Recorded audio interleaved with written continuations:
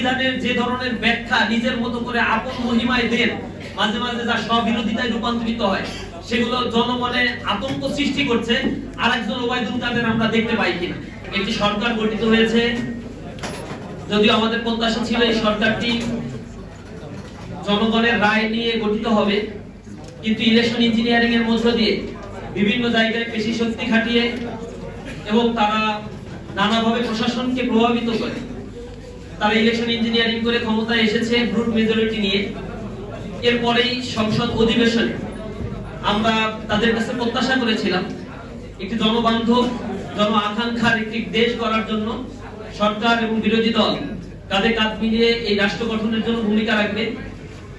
জুলাই বিপ্লবে যারা ভূমিকা রেখেছিল, শহীদ হয়েছে, জীবন দিয়েছে, পঙ্গুত্ব বরণ করেছে, যে সকল ছাত্র নেতৃবৃন্দ এখানে ভূমিকা রেখেছিল, তাদের সাথে করে নিয়ে নতুন বাংলাদেশ গড়ার প্রয়াস তারা পাবে, কারণ তাদের রাজনৈতিক অধিকার দীর্ঘ সময় ধরে বঞ্চিত ছিল। পাঞ্জাবের জগতে একটি বিশ্বস্ত নাম শাবাব এথনিক ওয়্যার। তাদের প্রধান নেতা দেশের বাইরে দেশান্তরিত অবস্থায় ছিল। এই অবস্থায় থেকে দেশের রাজনীতির একটা পরিবর্তনের জন্য যারা জীবন দিয়েছে, যারা এখানে আহত হয়েছে, পঙ্গুত্ব বরণ করেছে, তাদেরকে সাথে নিয়ে এই দেশ গড়ার যে সুযোগটা তাদের ছিল, সেটা তারা না করে ভিন্ন পথে ভিন্ন পন্থা তারা অবলম্বন করেছে। এবং তাদের মধ্যে যে অহংবোধ, সংসদে দাঁড়িয়ে স্বরাষ্ট্রমন্ত্রীর বক্তব্যের ক্ষেত্রে বিরোধী দলকে, অন্যান্য সংসদ সদস্যকে যেভাবে তুচ্ছ তাচ্ছিল্য করে কথাবার্তা বলার স্টাইল, প্রধানমন্ত্রীর সামনে দাঁড়িয়ে তিনি অনেকটা ডিফ্যাক্টো প্রধানমন্ত্রীর মতো যেভাবে ভঙ্গিমায় কথাবার্তা বলেন এবং সংবিধানের যে ধরনের ব্যাখ্যা নিজের মতো করে আপন মহিমায় দেন, মাঝে মাঝে যা স্ববিরোধিতায় রূপান্তরিত হয়, সেগুলো জনমনে আতঙ্ক সৃষ্টি করছে। আরেকজন ওবায়দুল কাদের আমরা দেখতে পাই কিনা। আমরা শঙ্কিত হয়ে পড়েছি।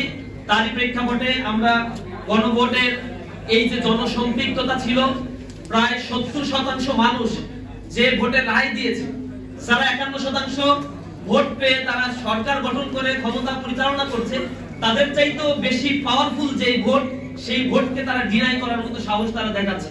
এখন তারা সেই প্রস্তাব উত্থাপন করবে না, সেই রায়কে তারা বাস্তবায়ন করবে না। তারই প্রেক্ষাপটে ছাত্র সংগঠন হিসেবে, দায়িত্বশীল ছাত্র সংগঠন হিসেবে ইসলামী ছাত্র শিবির মনে করছে এই পরিস্থিতিতে মুখ বন্ধ করে থাকার কোনো সুযোগ নেই। আমরা আমাদের কথাগুলো বলবো, আমাদের দাবিগুলো উত্থাপন করছি। সরকারের সুবুদ্ধি উদয় না হলে আমরা রাজপথে দাঁড়িয়ে আমাদের কথাগুলো বলার চেষ্টা করব এবং দাবি আদায়ের জন্য ছাত্র জনতাকে সাথে নিয়ে আমরা রাজপথে থাকবো ইনশাআল্লাহ।